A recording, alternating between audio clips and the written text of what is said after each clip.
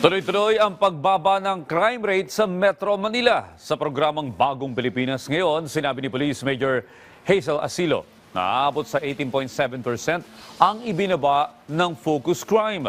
Ang datos ay mula August 9 hanggang 16, 2025 kung saan may pinakamalaking ibinaba ang murder at carnapping cases. Sa kapareho ring panahon, nasa 358 na individual ang naaresto ng NCRPO kabilang na ang 138 na most wanted persons.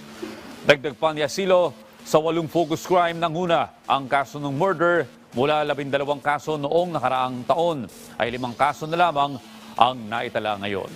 14 naman ang naitala sa rape cases na mas mababa sa 20 kaso noong nakaraang taon. Sinasabing ang pagbaba ng crime rate sa NCR ay dahil sa pinigting ng police visibility at agresibong operasyon kontra krimen.